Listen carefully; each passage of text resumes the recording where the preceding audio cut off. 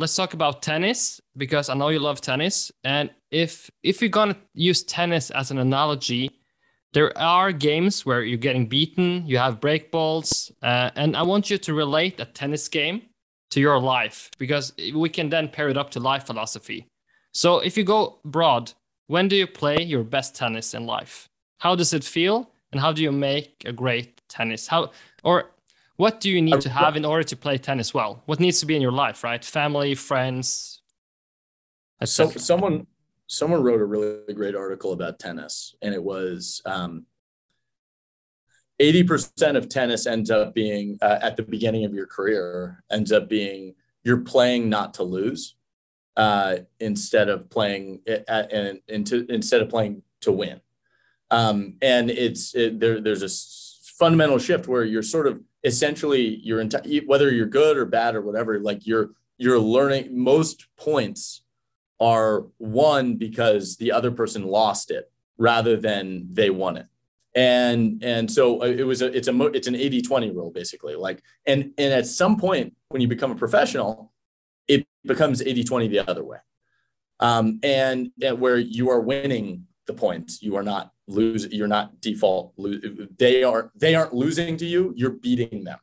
And so the best of the best aren't playing. Both sides are always playing to win, right?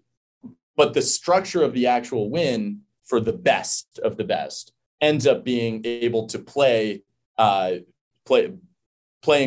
with winning, being able to beat them rather than them losing to you. And it's a psychological difference. I feel that the first 7 years of my career was really 10 years of my career, even up until about last year. I was playing not to lose. Like, I was basically playing a game. I was going big. I was swinging big. I was trying stuff. I was doing a lot of stuff.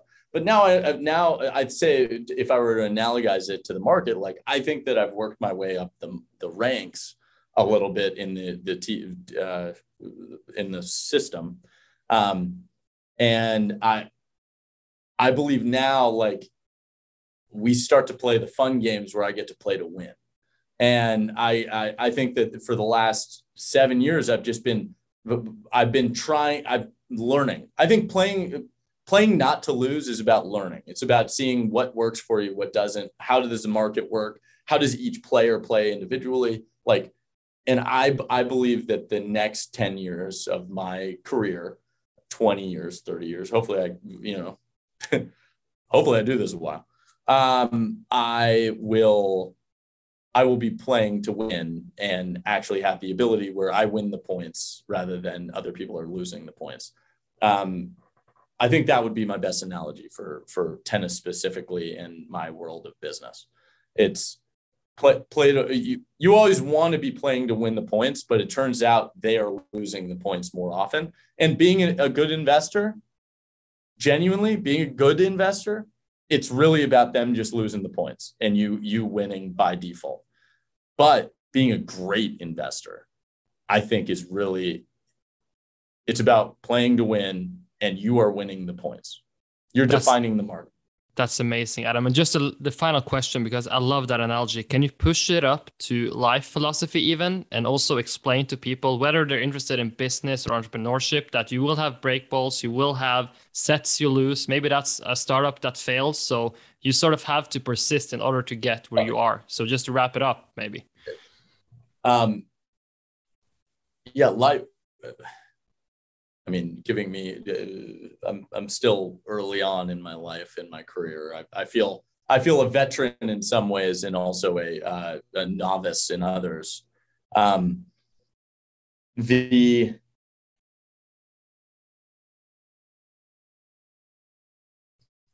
things that ended up working had the most friction, and they took the most, and when you're early in your career, you're doing a lot of things, sort of tuning an algorithm and trying your hardest. But what you learn is we get paid to make good decisions. So all of those things you're doing is actually about building conviction to make one decision. And it's what deal for VCs, it's what deal to do, right? And you have to figure out what you believe that the market doesn't in that conviction building process. I think the scarcest asset on the planet is true high conviction decisions. I think most people flippantly will pass their decisions to others. And it's really about seeing the beginning of that process is really about seeing where the world disagrees with what you believe and starting to pick at that and see where it goes. I've separated from the idea of tennis of, it's a game where you win, lose. It's a mental game and it is physical also. But the true idea is like, it's an endurance game. I wrote a blog post about like the world of business is an endurance game. The world of life is an endurance game. Like, I think the reason I have like a vendetta against education, and the reason is that I think that they train you to feel good about short-term thinking. And the longer term you can think, the better you will perform in life and be sought after. And I think if you can think 2 years longer than your friends, you're going to do great. If you can think 10 years longer than your friends, you're going to be exceptional. And if you think 20 years longer than your friends, like it, and a big part of it is sort of like knowing that you are training the right things every day. Like, you're going to have down days. You're going to have days you doubt yourself. You're going to have crap. Like, I mean, same with tennis. Like, you're going to have crap days where your forehand doesn't work. You're going to have crap days where like literally your brain cannot function and you don't know why. Like, you could beat it against the wall for hours and it just will not work because you're preoccupied normally. Like, you filled the space of, I think it was a computer. Like, a lot of people use memory. They have really good memory recall. I have really crappy memory recall. I have really good CPU usage, like, or GPU usage, where it's like about the solving of the problem. I have a good system. About the memory, I have a horrible system. And it's like, I optimized for that. Like, I optimized for not really remembering things well and like ignoring things that I didn't think were as important. And so at the end of the day, like, play endurance games like that and be a part of it. Like, try to win. And at the beginning, I would say play endurance games, play not to lose, and then play to win. And like, that would be my sequence of of life. I would play games that you could play for the next 70 years, like tennis or golf or whatever, like things that won't like fatigue your body, things that won't and that are meant. Venture is also not for everyone. Like, I don't know, you learn very quickly that it's a customer service job. And I think people think it's gloriful because sometimes you get a lot of money for supporting someone for 10 years, but you're supporting someone for 10 years. Like, so like there's a lot of shit that goes in the middle of that. And like so I think